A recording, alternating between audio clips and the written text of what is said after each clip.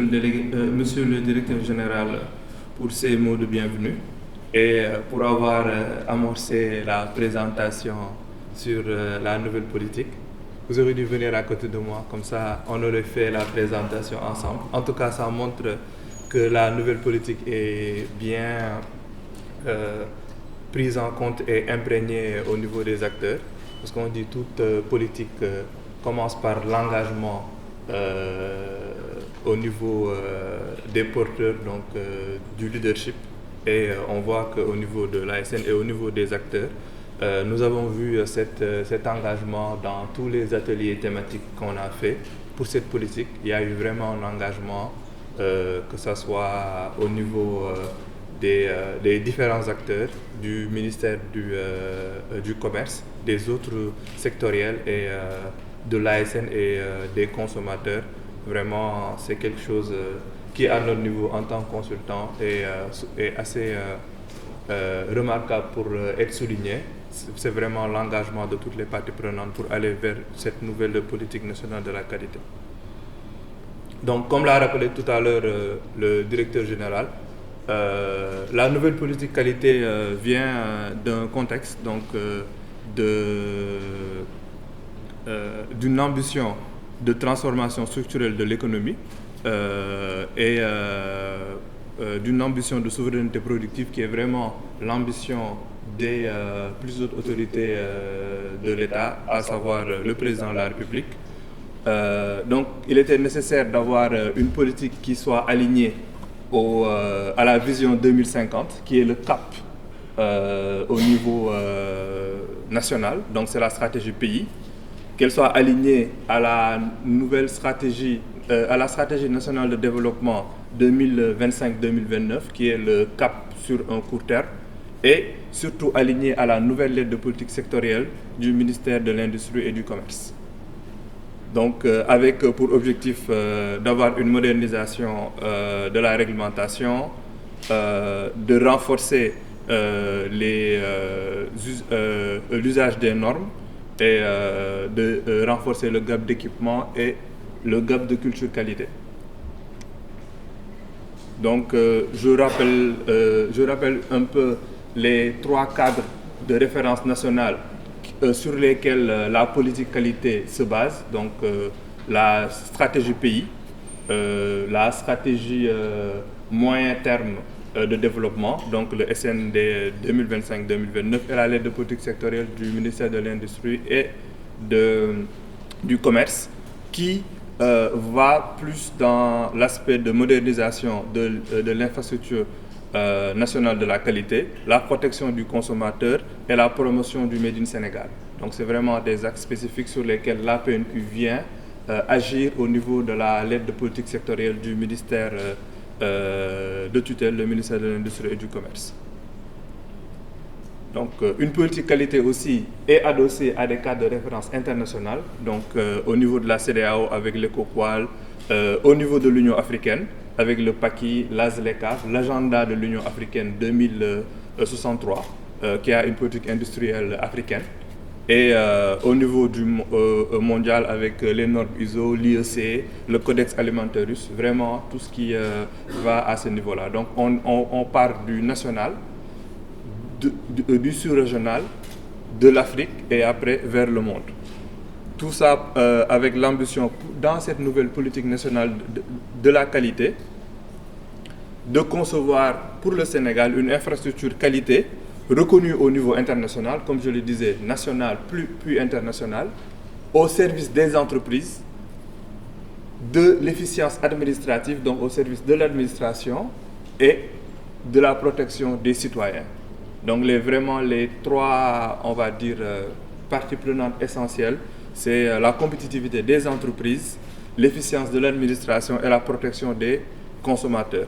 Et tout cela dans un Sénégal souverain, juste et prospère, qui est l'ambition de la vision pays. Donc l'objectif général, c'est, comme je viens de l'énoncer, c'est d'avoir un dispositif, une infrastructure qualité opérationnelle reconnue au niveau national, régional, international, qui permet d'améliorer la compétitivité des entreprises sénégalaises, je disais tout à l'heure sur le Made in Sénégal, la performance de l'administration au service du citoyen sénégalais.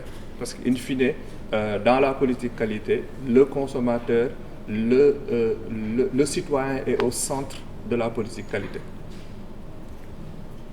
Donc pour atteindre cet objectif, il faut nécessairement renforcer la synergie entre les acteurs, donc les acteurs de la politique nationale qualité, parce que ce n'est pas juste l'ASN, ce n'est pas juste le ministère du Commerce, il y a les acteurs de la santé, les acteurs, tous les sectoriels et tout ce qui œuvre dans cet écosystème qualité. Améliorer la surveillance du marché pour garantir la conformité des produits et des services, ça c'est vraiment sur l'axe protection des consommateurs.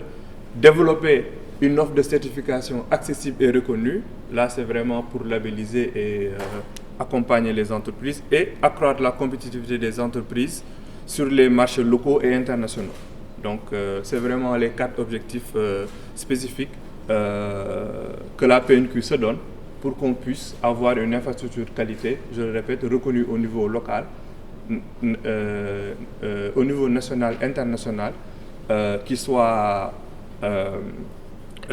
au service d'une administration efficiente, au service de la compétitivité des entreprises et avec le citoyen au cœur et la protection des citoyens comme ligne de mire. Donc après, la politique qualité a quelques principes directeurs, comme toute politique, qui est la souveraineté économique et la compétitivité, qui est un principe qui vient de la stratégie pays, l'efficience administrative et la gouvernance par la qualité. On parle souvent de ISO 9001 ou de normes qualité dans l'administration. La protection des citoyens, j'en reviens encore, et la justice sociale. La décentralisation et la valorisation des terroirs. L'innovation, le numérique et la transition numérique et la transition écologique.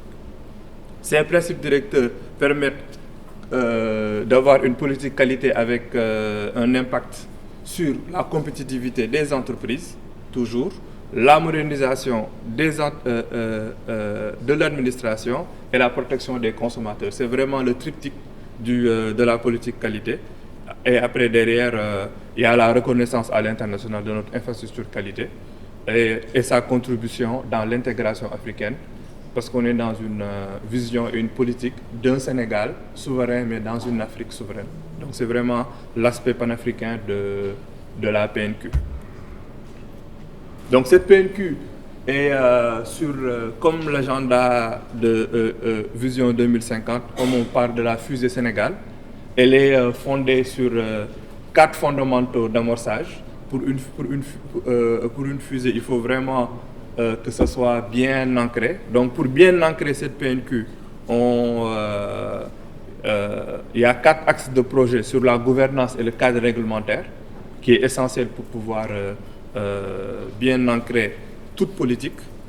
Un système national de normalisation, tout ce qui touche au système national de normalisation, de certification, l'évaluation de la conformité et l'accréditation, et un réseau d'infrastructures de qualité, surtout au niveau de la métrologie. Tout cela concourt à asseoir vraiment les piliers pour qu'on puisse aller vers une infrastructure qualité résiliente et efficace, qui va après pouvoir être le socle pour nos 4 moteurs de croissance. Comme on dit dans toute politique, on est condamné à choisir.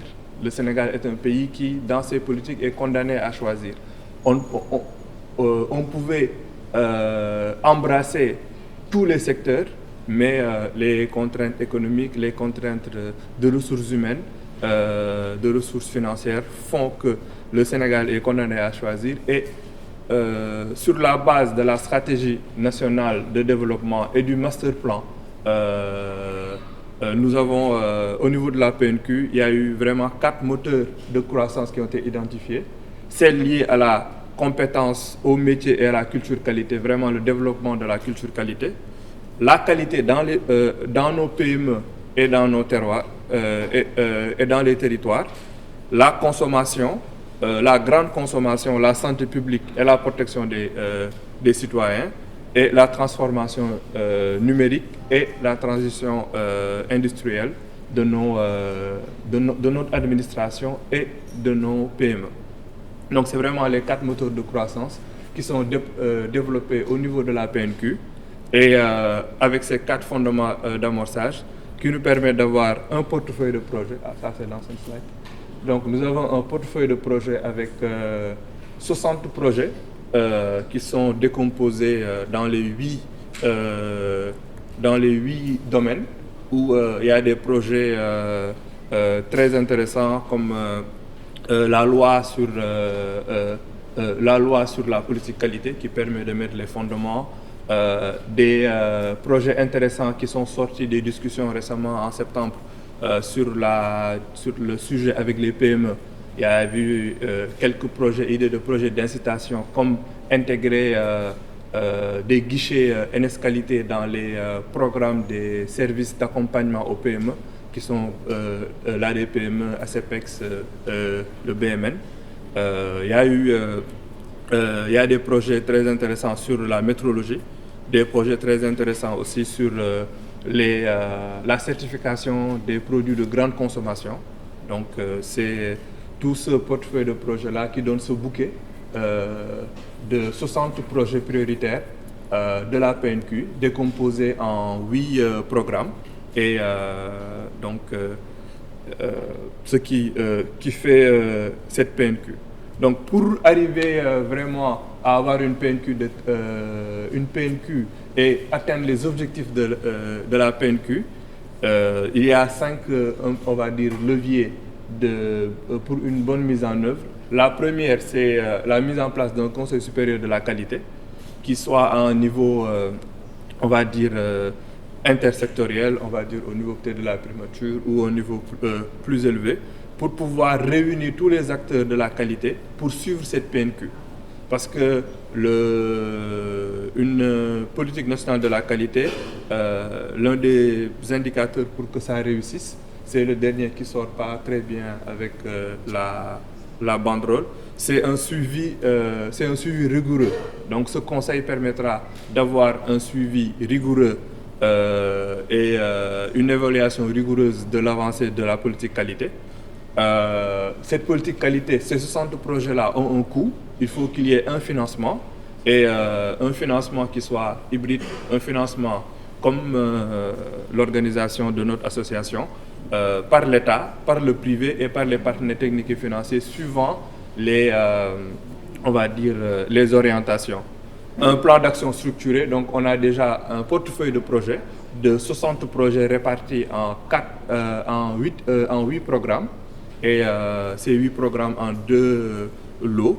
Et il faut aussi un fonds d'appui à la qualité pour accompagner aussi la mise en œuvre de cette politique qualité.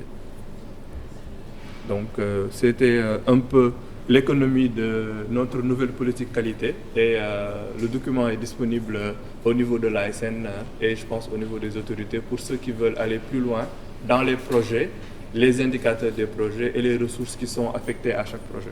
Merci beaucoup.